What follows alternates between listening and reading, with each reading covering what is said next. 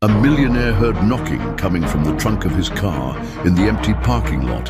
When he opened it, he found a homeless girl hiding inside, whispering desperately, "Don't make a sound, they'll hear us."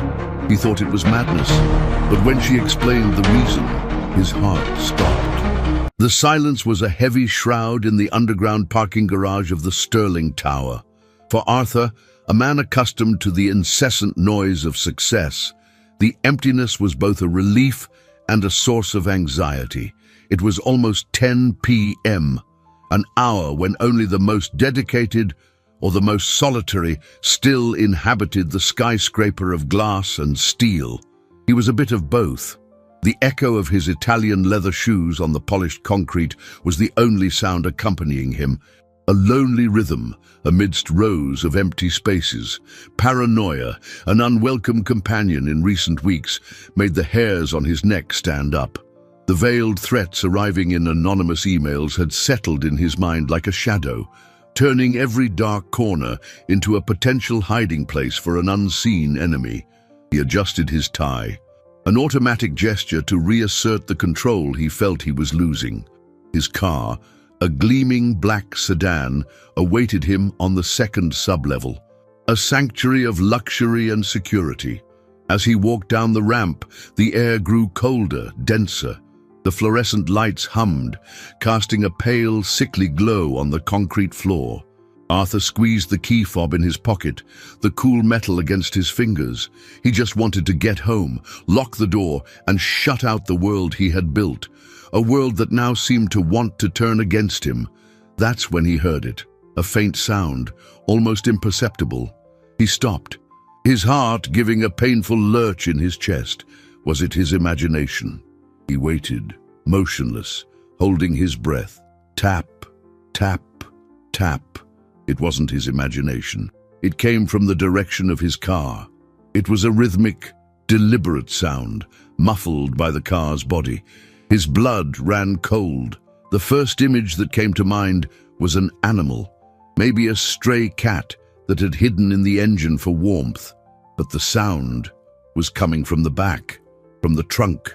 His instincts, honed by weeks of fear, screamed danger. Could it be a trap, a device? His body tense, he approached slowly, his eyes scanning the shadows between the concrete columns. The garage was deserted. Only the car of one of the cleaners, a woman who always gave him a tired good night, was parked on the level above. He circled the vehicle, his heart hammering against his ribs. The tapping stopped. The silence that followed was even more terrifying. He hesitated for a long moment, his hand hovering over the trunk release button. What if it was the worst? What if, by opening it, he sealed his fate? But the uncertainty was an even greater torture. With a quick, decisive move, he pressed the button. The trunk lid opened with a soft click and a hydraulic hiss. Arthur took a step back, his body braced for whatever was inside, but nothing jumped out. Nothing exploded. What he saw left him breathless, paralyzed by a mixture of shock and confusion that halted all his thoughts. Curled up between a first aid kit and his gym bag was a little girl. She couldn't have been more than 6, with tangled dark hair and a face smudged with soot. She wore a flimsy, faded dress, completely inadequate for the night's chill. But what held him captive were her eyes, large, dark, and filled with a fear so deep it seemed too ancient for a child. He recognized her. She was the little girl he sometimes saw near the stoplight a few blocks away, the one to whom he would discreetly give a $20 bill or a snack when their eyes met. A flood of questions washed over him. How did she get in there? Why? Before he could form a single word, the girl raised a small, trembling hand and brought her index finger to her lips, a universal gesture for silence. Her eyes widened, filled with a desperate urgency. And then, in a whisper that was barely a breath of air, she said, "Don't make a sound. They might hear us." The word "they" hung in the cold garage air, heavy with a weight Arthur felt in the pit of his stomach. For an instant, the world seemed to shrink, focusing only on the frightened face of this child in his trunk. "Who's they?" he whispered back, his voice hoarse, almost inaudible.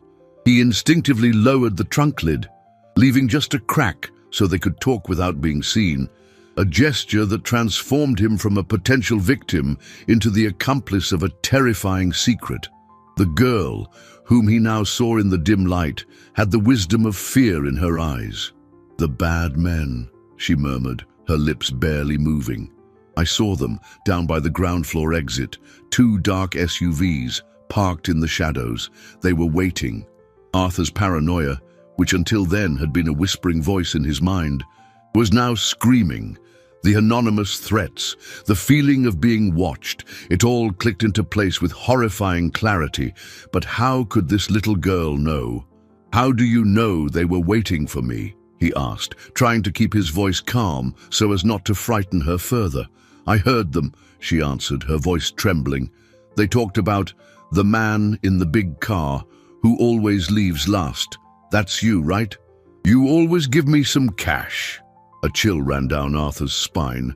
She wasn't imagining things. She watched him, his discreet generosity, one of his few acts of genuine connection with the world outside his corporate bubble, had forged an unexpected bond, a tiny guardian he never knew he had. "I hid when I saw them looking this way. The trunk was a little bit open," she explained, as if justifying her trespass. He felt a pang of guilt. That minor defect in the latch, which he had been putting off fixing, might have just saved his life. The duality of his situation hit him hard. He was a powerful man, with the resources to fight any corporate enemy, yet here he was, huddled in the sub-level of his own building, being warned by a street kid.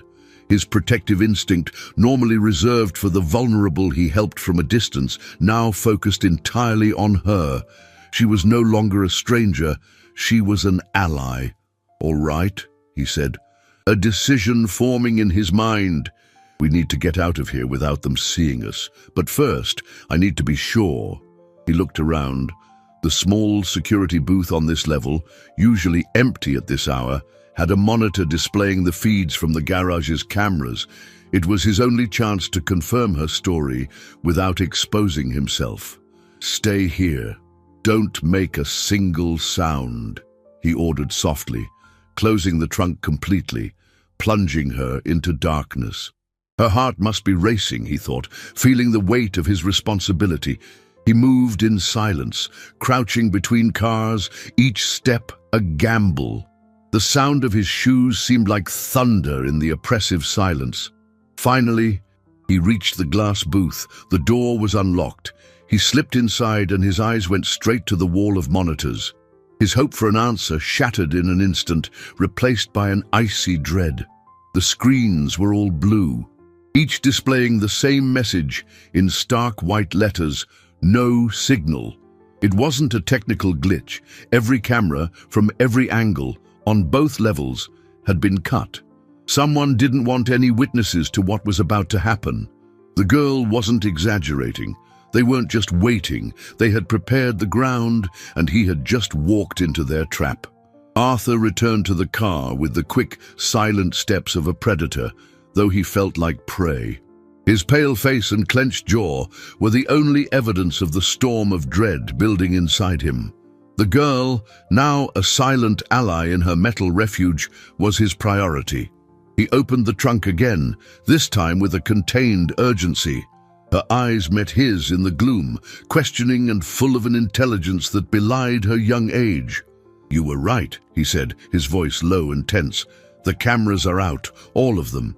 Someone planned this very carefully." He saw a tremor run through her small body, but she didn't cry. She just nodded, as if the confirmation of her worst fears was somehow a relief.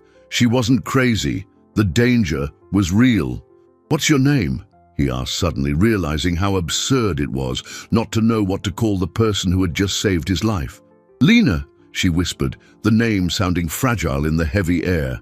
"Lena," he repeated, "my name is Arthur, and I'm going to get us out of here, I promise." He helped her out of the trunk, and her bare, dirty feet touched the cold concrete floor without a sound. She was as small and light as a bird, but there was a strength in her grip, when her little hand found his. For a child who lived on the streets, survival instinct was second nature. For Arthur, a man who orchestrated million-dollar deals from a glass tower, that instinct was reawakening in a brutal, primitive way. The initial plan was simple: ditch the car and leave on foot. Using the vehicle would be like announcing their position. They needed to go up, back into the building, find a working phone or an alternate exit on the upper floors. The most obvious route was the elevators. "Come on," he said, pulling her gently, "to the elevators. They won't be expecting us upstairs." They moved through the shadows, an unlikely pair fleeing an invisible threat. The garage, once just a functional space, now felt like a labyrinth of columns and darkness, where every sound echoed menacingly. The hum of the lights seemed to mock them. They reached the elevator bay, a small, brightly lit marble niche. Arthur jabbed the call button, his finger pressing hard on the plastic. Nothing, no light came on, no sound of an approaching car. He pressed it again and again. The silence was the only answer. Panic began to rise in his throat like bitter bile. He ran to the service panel next to the doors, prying open the small metal door. The wires were intact, but the main breaker had been switched off. It wasn't a power outage, it was a deliberate, precise cut. Someone had isolated the sublevels. Okay, he muttered, more to himself than to Lena. "We have the stairs." He grabbed her hand again, her small, cold palm in his, and led her to the heavy, red metal door in the corner of the garage. The word "exit" painted in bold white letters. It was the emergency stairwell, a guaranteed path to safety, built to withstand fire and chaos. It was the fail-safe. Arthur pushed the horizontal panic bar with the confidence of someone who knew safety protocols. The bar moved, it clicked, but the door didn't budge. He frowned, confused. He pushed harder, putting his body weight against the cold metal. The door groaned in protest, but remained stubbornly shut. It wasn't jammed, it was locked. From the outside, he peered at the crack between the door and the frame, and his heart stopped.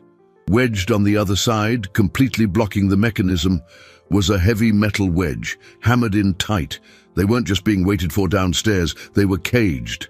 The metal door remained inert, a cold, impassive barrier. For a moment, Arthur felt a wave of impotent fury. He wanted to punch the steel, to scream into the void, but the sound of his own heartbeat in his ears held him back. He looked down at Lena. Her eyes were fixed on the metal wedge that trapped them, understanding the gravity of the situation with a clarity no child should possess. Seeing her fear mirror his own, Arthur's anger transformed into an icy determination. Panic was a luxury he couldn't afford. He was the adult. He was the protector. He needed to project a calm he was far from feeling.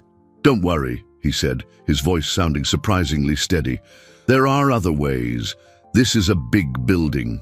He led her away from the door, putting himself between her and the final proof that they were cornered. He retreated to the center of the corridor, his mind working furiously, discarding options with the speed of a supercomputer. Leaving through the vehicle ramp was suicide. Elevators, dead. Emergency stairs, blocked. What was left? Ventilation ducts, too big for him. Maybe not for her, but the risk was immense. He wouldn't put her in that danger. While his logical mind searched for an engineering solution, his heart wrestled with a darker question. Who? Who hated him enough to plan something with such diabolical precision? Disabling cameras, sabotaging elevators, blocking exits. This required inside knowledge. Someone who knew his routine, his habits, the building's layout. "They knew I'd be alone," he muttered, the thought escaping aloud. "They knew I'd be the last one to leave." It was then that Lena's small voice cut through the silence. "They knew you were working on the Helios Initiative."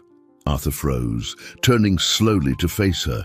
The Helios Initiative was a top-secret project, known only to his innermost circle of directors. It was the reason he had stayed so late for the past 3 nights. "What did you say?" he asked, crouching to meet her eyes. "I heard one of them on the phone," she explained, the memory sharp in her focused face. "He said, 'Don't worry, he's not leaving until he finishes the Helios paperwork. We've got all the time in the world.'" The revelation hit him like a punch to the gut. The paranoia that had plagued him wasn't baseless, and the enemy wasn't just outside the gates. They were inside. Someone on his team, someone he trusted, had betrayed him, serving up his life and his secrets on a silver platter. The sense of violation was almost worse than the physical fear. He stood up, his mind spinning with the faces of his colleagues, every smile now seeming like a mask. Who was it? Rick, his ambitious VP, Helen, his longtime assistant who knew his every move. Distrust was a poison, and it was already beginning to spread. But there was no time for that now. The priority was survival. He pulled out his cell phone, the last hope for contact with the outside world. As expected, the screen read, "No service." The thick concrete walls of the sublevel acted as a Faraday cage, blocking any signal. They were completely cut off, in absolute silence, left to their own devices.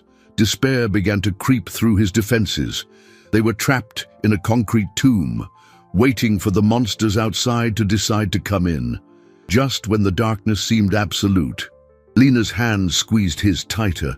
"I think I know another way," she whispered, her eyes shining in the gloom. "A way nobody uses, but it's really dark, and it stinks." Lena's words were like a lighthouse in a dense fog of despair. Arthur stared at her, a mix of skepticism and hope warring within him. "What way?" he asked, his voice laced with an urgency he could barely conceal. She pointed to a distant, dark corner of the garage, an area he normally ignored, where the fluorescent lights seemed to have given up fighting the shadows. It was where the maintenance staff stored their equipment and where the large industrial dumpsters were kept before being hauled away. "Back there," she said, "there's a little metal door. It looks like a closet, but it's not. It goes to the tunnels." The word tunnels sent a shiver down Arthur's spine. He knew the building's basic layout, but the subterranean service systems were another world, a maze of pipes and wires he'd never had reason to explore. "How do you know about this?" he asked, genuinely curious. This slip of a girl, who barely reached his waist, seemed to have a secret map of the city etched in her mind. "Sometimes, when it rains really hard, I hide in here," she confessed in a low voice, as if revealing a transgression. "One day I saw Manny, the old janitor, coming out of there. He told me it's a shortcut to the boiler room in the next building." Manny, an elderly man who had worked in the building for over 30 years before retiring last year, a loyal, invisible employee who knew every crack and secret of this concrete giant, and Lena, in her silent explorations, had become the heir to that knowledge. It was a chance, a dangerous, uncertain chance, but it was the only one they had. They moved toward the dark corner, the blackness growing thicker with every step. The smell Lena had mentioned grew stronger, a damp odor of dust, oil, and something faintly sour. Arthur used his phone's flashlight to light the way, the beam cutting through the gloom to reveal a tangle of buckets, old brooms, and stacked cardboard boxes. And there, almost completely obscured by a dusty tarp, was the door.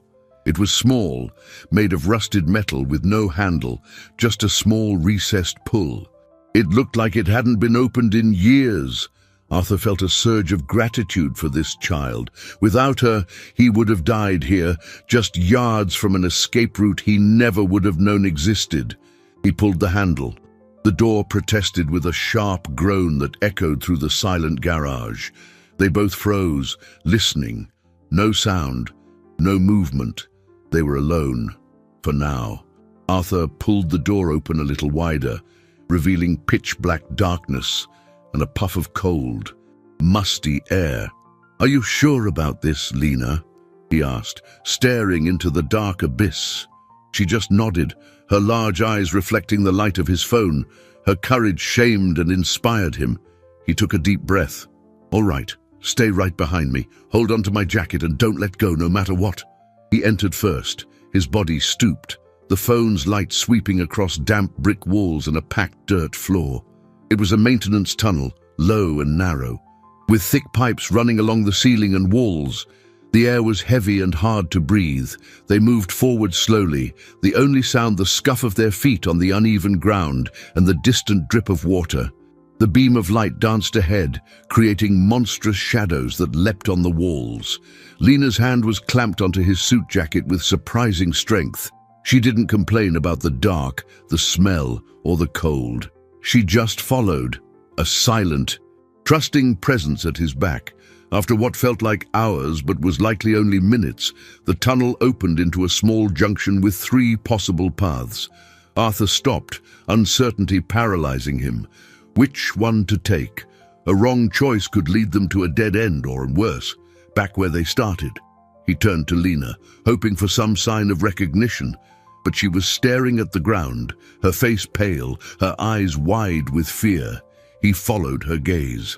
On the dusty floor, partially scuffed but unmistakable in the phone's light, were footprints, fresh ones, and they weren't theirs. The beam from Arthur's phone trembled, dust motes dancing in the air like tiny ghosts over the footprints. They weren't Lena's small, bare tracks, nor the imprints of his expensive shoes.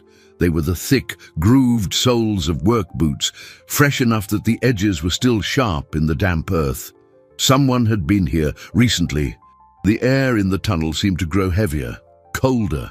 The feeling of escape was replaced by the horrifying suspicion that they might be walking straight into a second trap.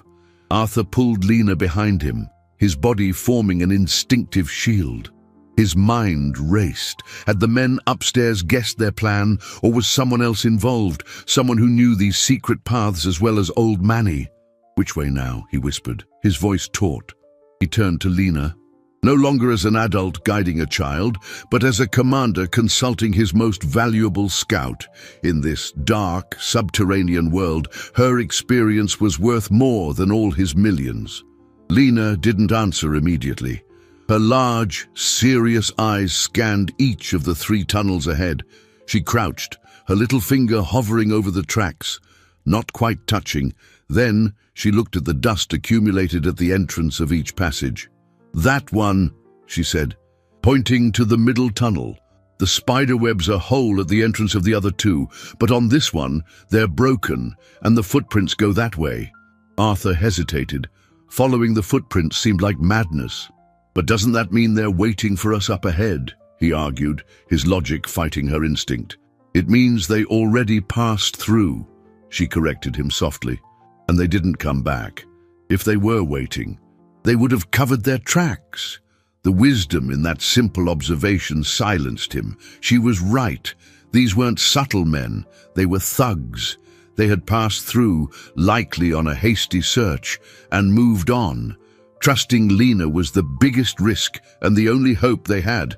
"All right," he said, "let's go," but slow and absolute silence. They entered the middle tunnel, one step at a time. The passage felt narrower than the last, and the smell of mildew was stronger.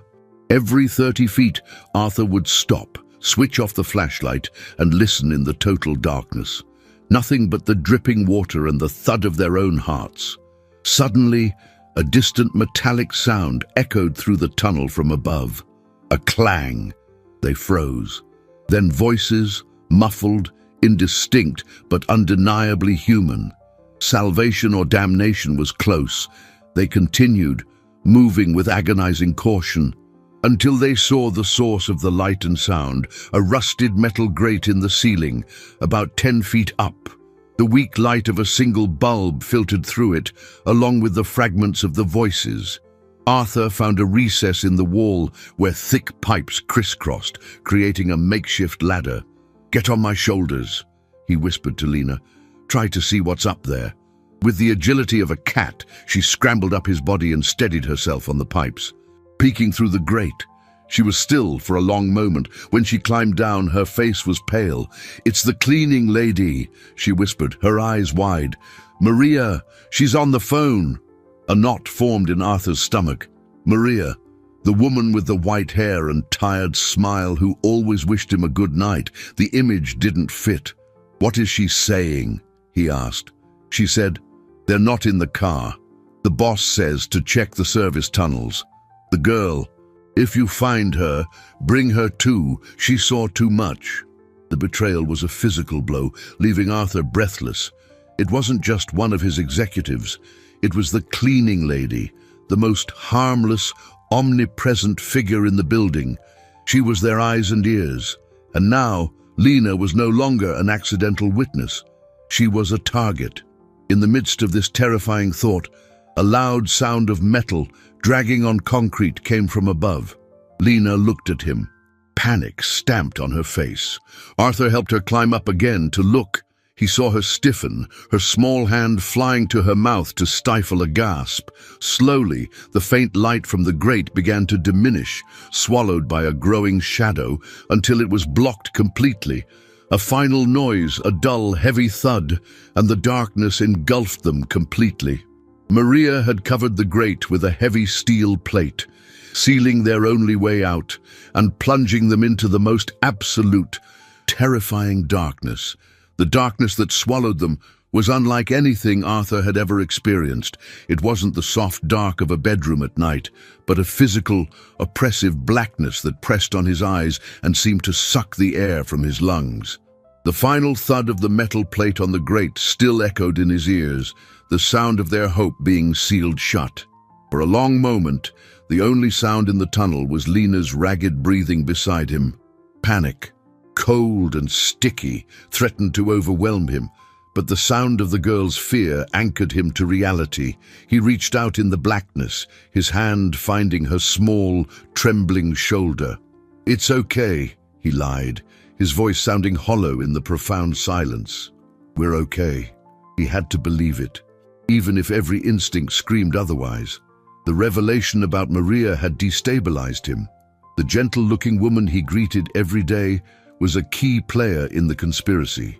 How many times had she watched him, noting his hours, cleaning his office while her eyes scanned documents on his desk?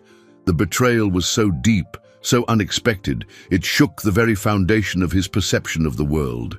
The enemy didn't have one face. It had many, some of them disguised in tired smiles and servile gestures.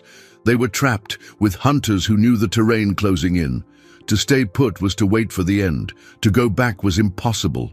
The only option was to move forward, into the dark unknown of the tunnel. He switched his phone's flashlight back on, but this time the light seemed dimmer, more vulnerable, a tiny pinprick of defiance against an infinite blackness. The beam revealed the damp walls and the uncertain path ahead. "Lena," he said softly. "Manny, did he ever say where this tunnel leads exactly?" Lena sniffled, fighting to control her fear. He said, "It comes out in the boiler room of the old building." The old building. It was an adjacent red brick structure, a relic of a bygone industrial era that Arthur's company had bought years ago but never renovated. It was derelict, slated for demolition. It was a desperate gamble, but it was the one they had. "Then that's where we're going," he declared, trying to inject a confidence he didn't feel into his voice. They walked for what felt like an eternity, the monotony of the tunnel fraying their nerves. The path began to slope upwards, and the air grew slightly drier. Arthur felt the muscles in his back tense, expecting at any moment to hear the sound of footsteps approaching from behind. Suddenly, the tunnel ended abruptly at a brick wall, a dead end. The hope he had tried to nurture withered instantly. He ran his hands over the wall, desperate, searching for anything, a crack, a lever. Nothing, just cold, solid brick. They had made the wrong choice. They were trapped. Lena began to sob quietly beside him, the small, desolate sound echoing in the chamber of his failure. Arthur leaned against the wall, exhaustion and despair finally hitting him. He had failed. He had failed her. As his mind drowned in self-recrimination, his shoulder pressed against a particular section of the wall. He felt something, a slight give, almost imperceptible. He pushed away and pressed the same spot with his hands. One of the bricks moved inward. His heart leaped. He pressed the surrounding bricks. One by one, he found others that were loose. It wasn't a dead end. It was a hidden passage. With renewed adrenaline, he worked quickly, pulling out the loose bricks, creating a dark opening. His phone's light revealed a rusted metal ladder leading up into blackness. They had found it. The boiler room. With Lena on his back, he climbed the precarious ladder. With every rung, the smell of rust and burnt oil grew stronger. The ladder ended at a platform overlooking a cavernous space. And then he saw them. The boiler room was steeped in gloom, lit only by a single safety lamp hanging from the high ceiling, casting long, dancing shadows over the old, silent machinery. But that wasn't what made him freeze, his blood turning to ice. Standing in the center of the room, their backs to him, talking in low voices, were two men. And next to them, on a metal table, was an open laptop. The screen glowed in the dark, displaying not a business plan or an email, but the detailed security schematic of his building, with every camera marked in red. They weren't waiting in the garage. Here, in this forgotten sanctuary, was the real command center of the operation. Arthur shrank back into the darkness of the passageway, his heart pounding against his ribs. He held Lena tight, putting a finger to her lips, though he knew she wouldn't make a sound. Her instincts were sharper than his. The scene in the boiler room was a waking nightmare. These men weren't mere thugs.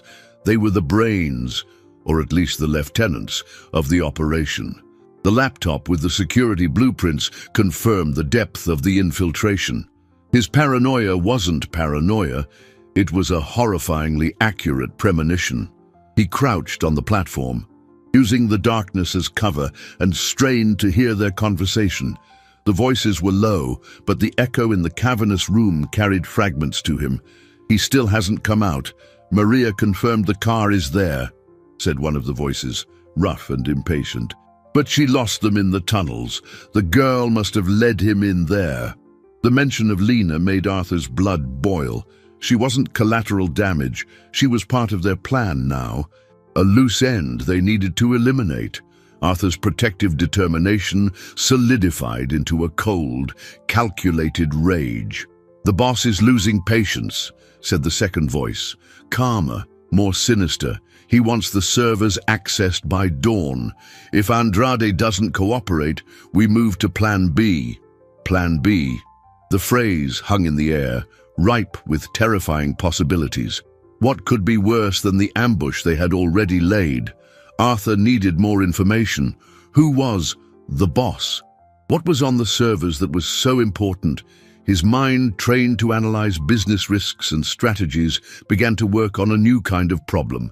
He wasn't an action hero, but he was smart. He needed to use his brain, not his brawn. He glanced around the dark platform. There were old metal pipes leaning against the wall, rusted tools left behind, improvised weapons perhaps, but against two men who were likely armed, it would be suicide.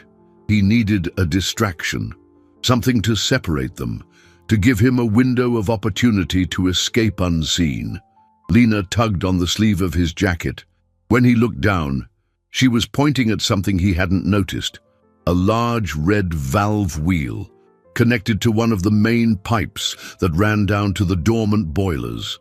Next to it, a faded plaque read, "Emergency Steam Release." It was an old system, likely unused for decades, designed to vent pressure from the boilers in case of overheating. Would it even work? It was a huge risk. The noise could draw their attention, but it could also create the chaos he needed. He looked at the men, then at the valve. It was the only card he had to play. He gestured for Lena to hide behind a large metal girder, as far from the valve as possible. She understood immediately, moving like a shadow. Arthur approached the red wheel. It was caked in rust and grime. He gripped it with both hands, planting his feet firmly on the platform. He pulled. The wheel didn't budge. It felt welded shut by time. He grunted, adrenaline flooding his system, putting all of his strength into the motion. The muscles in his arms and back screamed in protest. The wheel groaned, a high-pitched metallic shriek that sounded like a gunshot in the silence. Down below, the two men spun around, looking up into the darkness where he stood. "What was that?" one of them said, his hand moving to his jacket. They had heard him. It was over. Just as panic threatened to paralyze him, the wheel finally gave way, turning with a deafening screech. A deep, guttural hiss began to emanate from the bowels of the pipes, a sound that quickly grew into a thunderous roar. The entire platform began to vibrate beneath his feet. Before the men could react, a deafening jet of scalding white steam erupted from an exhaust pipe on the far side of the room, enveloping everything in a thick, choking fog. The roar of the steam was deafening, an invisible monster filling the boiler room with its furious scream. Arthur was thrown back by the vibration, his ears ringing. The scalding white fog rose instantly, swallowing the two men and the glow of the laptop in an impenetrable cloud.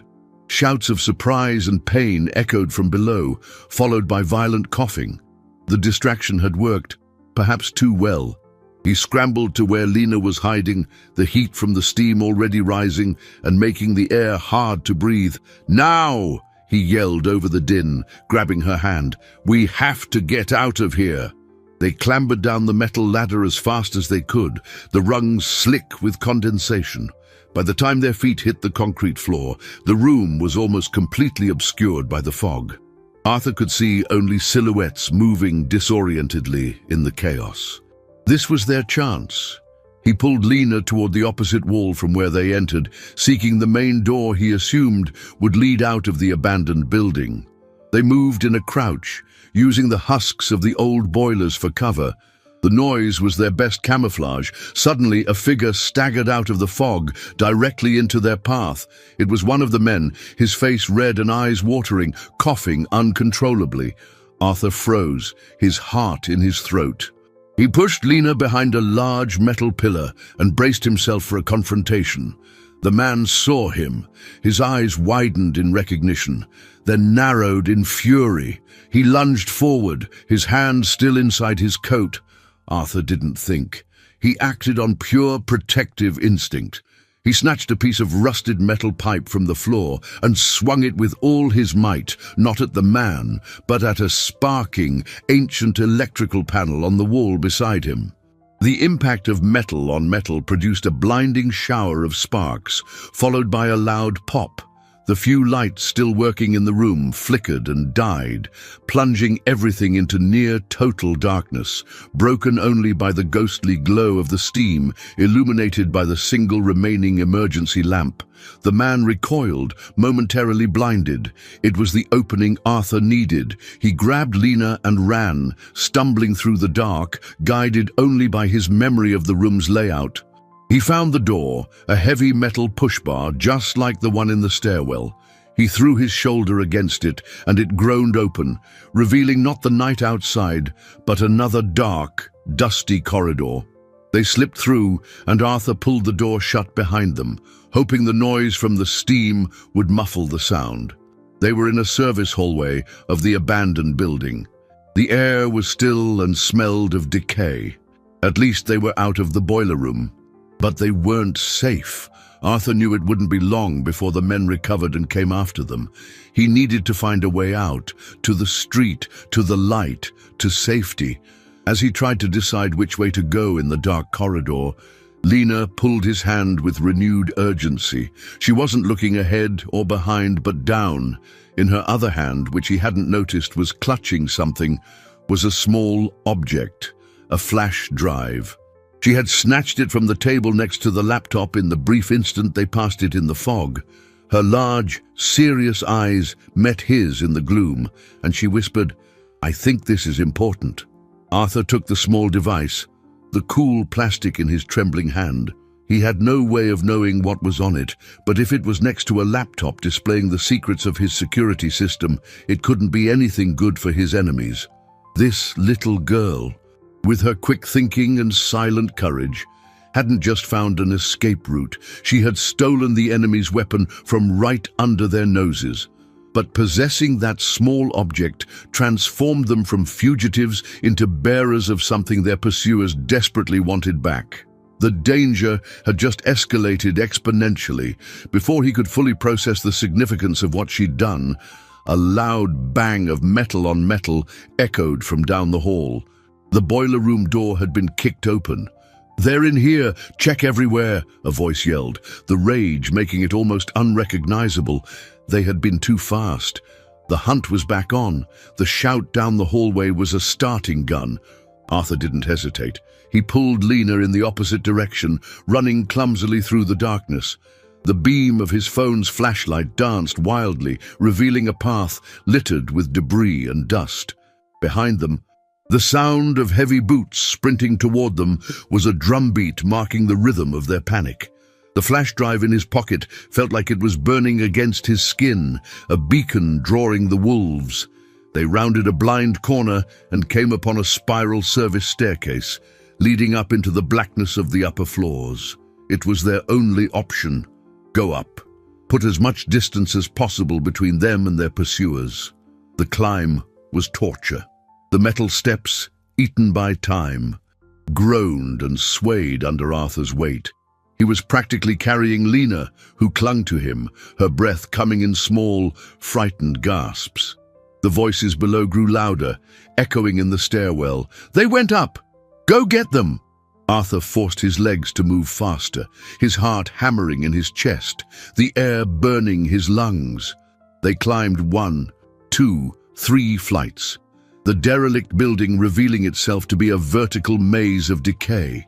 At each landing, locked doors or hallways leading into unknown blackness, there was no time to explore. The only way was up. On the 4th floor, he saw it. A window. It was caked with grime and boarded over, but through a crack, he could see the distant glow of city lights. Civilization was so close, yet it felt like another universe. The sight, however, gave him an idea, a risky one. He stopped on a dark landing, panting, and pulled Lena into a corner. "Listen," he said, his voice raspy. "We're going to split up." The fear in her eyes was like a knife in his heart, but he saw no other way. "It's the only way. They're after me.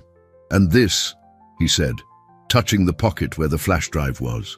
"You're small and you're fast. You know the shadows better than anyone. I need you to hide. Find a place where no one would ever think to look." Tears finally welled in Lena's eyes, tracing clean paths down her dirty face. "I know," she whispered, her voice thick. "I'm not leaving you."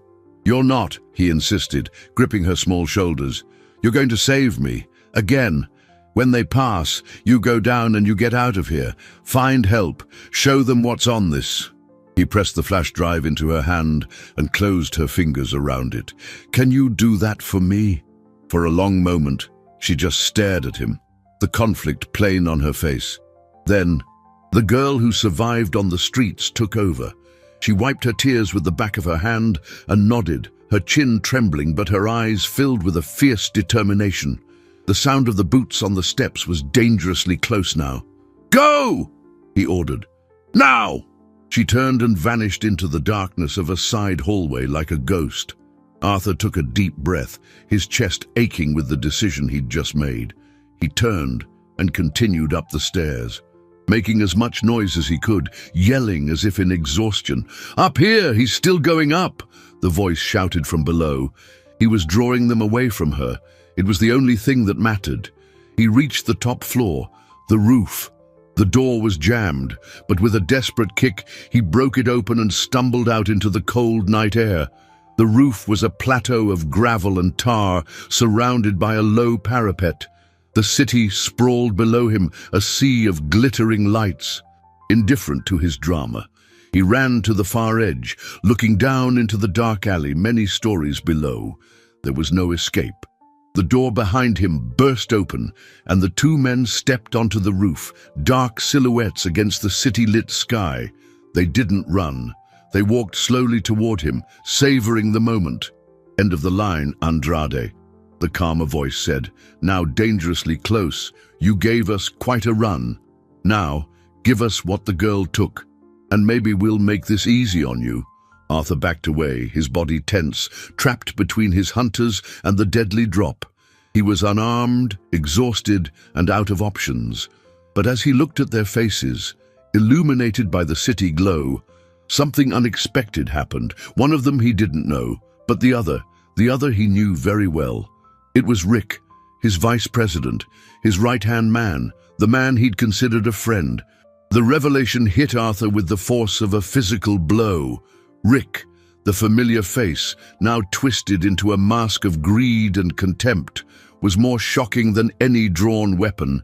The betrayal had a name, a face, a shared history of late-night meetings and trusting handshakes. "Rick," the word escaped Arthur's lips, a whisper of disbelief and pain.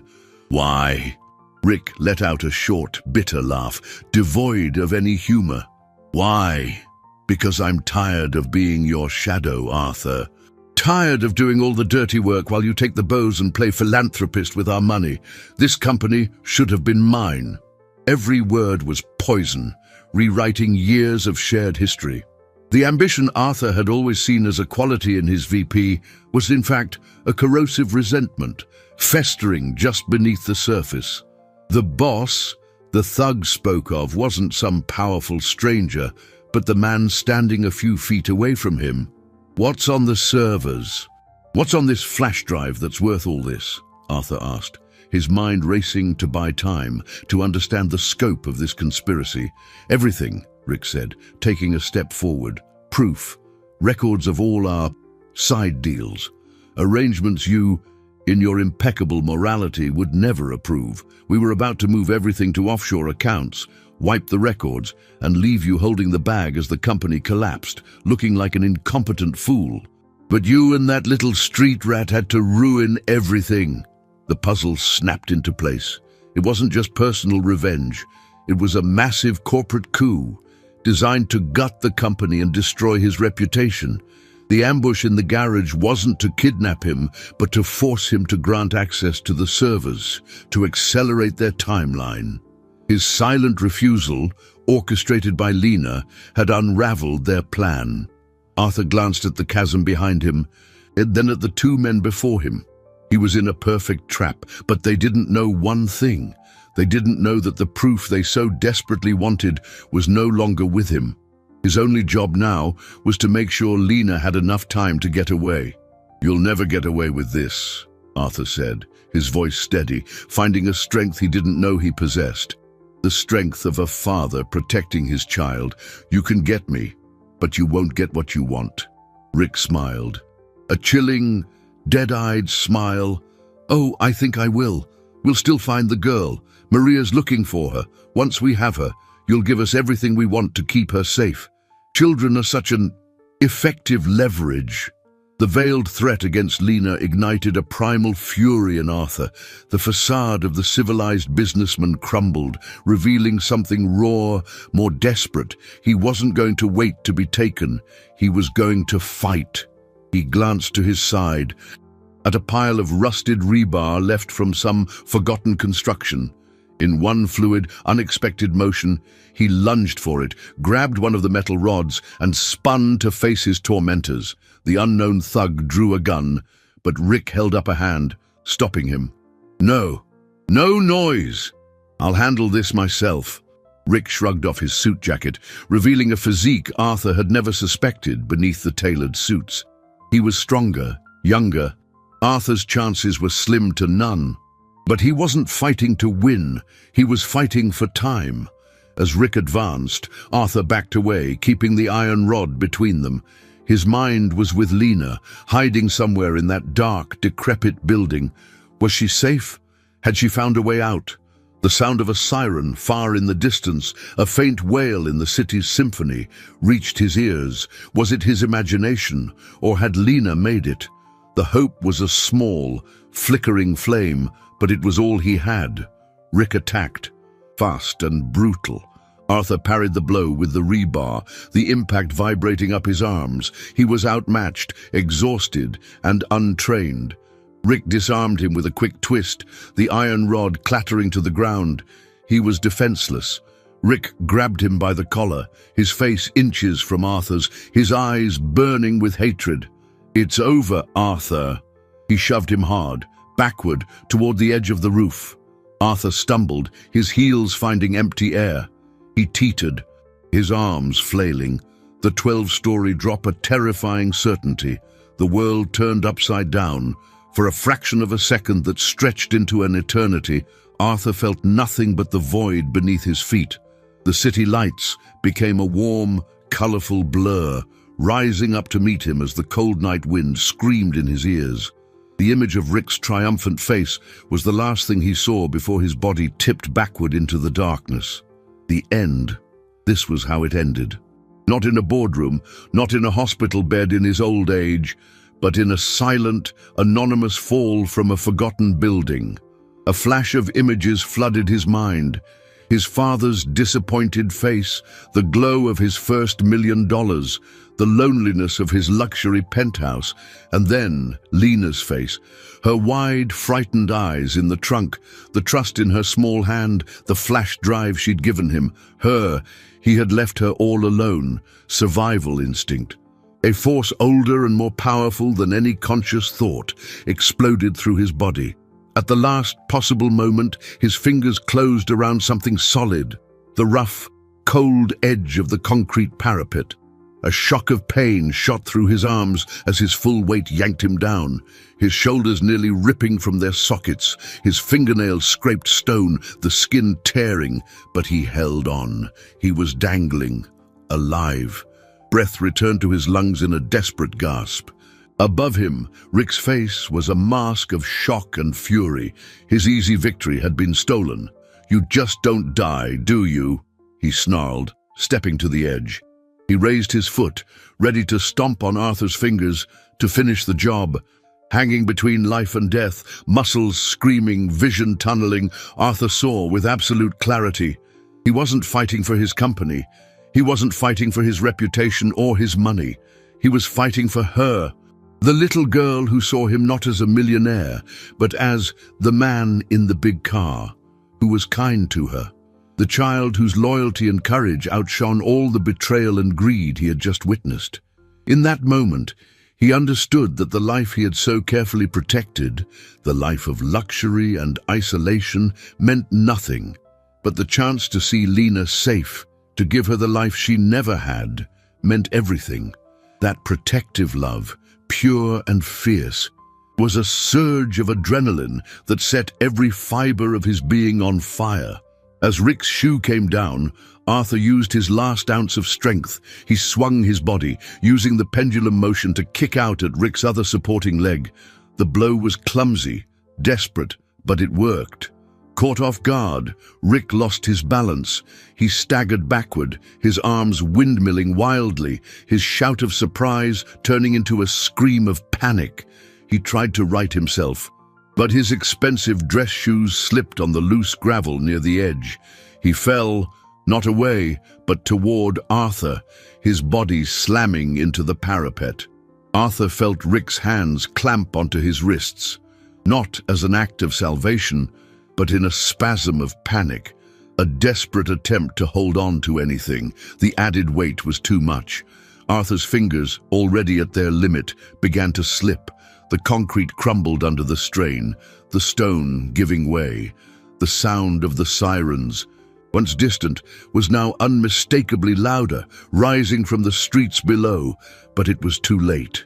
With one last cry of effort and terror, Arthur's grip failed, and locked together in a deadly embrace, he and Rick plunged into the abyss. The fall was a symphony of terror. The wind roared, stealing breath and screams. Arthur closed his eyes, accepting the inevitable. But the final impact never came. Instead, a violent jolt, a searing pain across his torso, and the world stopped falling. He opened his eyes, blinking in confusion. He wasn't flying, nor was he splattered on the pavement. He was suspended in midair, about 2 stories below the roof. A tangle of thick cables and old construction tarps, attached to forgotten scaffolding on the side of the building, had broken his fall, snaring him like an insect in a web. Rick hadn't been so lucky. His grip had broken loose during the initial tumble, and Arthur had seen him plummet past, a dark shape disappearing into the blackness of the alley. He hung there, broken and battered, adrenaline the only thing keeping him conscious. Red and blue lights pulsed below, illuminating the mouth of the alley. The sirens were deafening now. Help had arrived, and he knew, with a certainty that warmed his heart, despite the cold and the pain, who was responsible. Lena. She had made it. She had saved him one last time. The sound of hurried footsteps on the roof above, followed by powerful flashlight beams sweeping the side of the building, confirmed his hope. "There! We got one!" a voice yelled. The light blinded him, but it was the most welcome sight of his life. The rescue was a slow, meticulous operation. Firefighters rappelled down, secured him in a harness, and hoisted him back to the safety of the roof where paramedics and police officers were waiting. Every movement was agony, but the only thing on his mind was Lena. "The girl," he managed to say, his voice a raw croak as they laid him on a stretcher. "A little girl. Is she safe?" A police officer with a kind, weary face knelt beside him. "She's safe, Mr. Andrade. She's the one who called us, used a payphone 3 blocks from here. Bravest kid I've ever seen. Not only gave us the location, but she handed this over." The officer held up a small evidence bag. Inside it was the flash drive. As they carried him toward the ambulance, the world became a blur of flashing lights and concerned faces. He saw Maria being led away in handcuffs, her face pale and defeated. He saw Rick's body being covered with a sheet in the alley. He saw the remaining thugs surrendering on the roof. The conspiracy had crumbled. In the ambulance, wrapped in a foil blanket, the pain of his injuries beginning to register, he finally saw her. Lena was sitting in the corner, bundled in a wool blanket far too big for her, a cup of hot chocolate in her hands. A female officer sat beside her, speaking to her in a low, gentle voice. Their eyes met across the small space. No words were spoken. None were needed. In her eyes, he saw relief, fear, and an unshakable loyalty. In his, she saw a gratitude so profound, so overwhelming, it transcended anything money could ever buy. Their journey, which had begun in the terrified silence of a dark trunk, had ended under the spinning lights of salvation. The secrets on the flash drive, combined with Arthur's testimony and the confessions that followed, exposed the entire corrupt network. Rick and his secret partners had been siphoning millions, planning to frame Arthur for the fraud before disappearing. Other business owners, victims of the same scheme, finally saw justice. Arthur's company took a hit, the revelations shaking investor confidence, and a painful restructuring was necessary. But as he lay in his hospital bed, ribs broken and body aching, Arthur had never felt richer. He had lost a portion of his fortune, but he had found something infinitely more valuable. He had found a purpose. He had found a family. He asked to speak with social services the next day, the request clear and unwavering in his mind. He wanted to begin the process of adopting Lena. The girl who had hidden in his car to save him was no longer a stranger. She was his daughter. 3 weeks after that terrifying night, morning sun streamed into Arthur's office. But it wasn't the office at the top of the glass and steel skyscraper. It was a smaller, warmer space in a lower, more discreet building. The grand mahogany desk had been replaced with one of light wood, and instead of stock charts and financial reports, the wall displayed a series of colorful crayon drawings depicting a man in a suit and a dark-haired girl holding hands. Arthur looked at the drawings, a genuine smile spreading across his face. His ribs still ached if he breathed too deeply, and the bruises were only just starting to fade, but he had never felt more whole. The door opened and Lena came in, not with the shyness of a street kid, but with the bouncing confidence of someone who belonged. She wore a bright yellow dress and new sneakers that shone in the light. In her hands, she carried a small pot with a single daisy. "For your desk," she said. placing it carefully next to the picture frame that now held their first photo together, taken the day she was released from the temporary shelter. For good luck, Arthur reached out and stroked her hair, now clean and tied back in a ponytail. "It's the most beautiful thing I've ever seen," he said. And he meant it. The simplicity of that gesture, the purity of that affection, was worth more than any work of art he had ever owned. The investigation had revealed the truth behind Lena's presence that night. Her childlike intuition, sharpened by life on the streets, had made her notice the bad men, and Maria's suspicious behavior weeks earlier. She began following them, not out of heroism, but out of a protective instinct for the one person who had ever shown her kindness. She had stumbled upon their plan by accident, overhearing conversations and piecing things together. Hiding in the trunk was a desperate act by a child trying to warn a friend, the only way she knew how. Her story ran even deeper. The ex-partners Rick had brought into the scheme were the same men who, years before, had ruined her father's small construction business with a fraudulent deal, leading to the disintegration of her family. Unknowingly, Lena hadn't just been saving Arthur, she was avenging her own family. The adoption process was moving forward smoothly. The authorities, aware of the extraordinary story that bound them, were expediting the proceedings. Arthur's life had been transformed. He sold his majority stake in the company, keeping only enough to live comfortably and secure Lena's future. He stepped away from the cutthroat corporate world that had nearly destroyed him and began dedicating his time and resources to a foundation to help homeless children. A foundation that Lena, with her innate wisdom, helped guide. The paranoia that once haunted him was gone, replaced by a cautious trust and a new sense of purpose. He no longer had to protect himself from invisible enemies, because now he had something to fight for in the open. That afternoon, they walked through a park together, the sun warming their faces.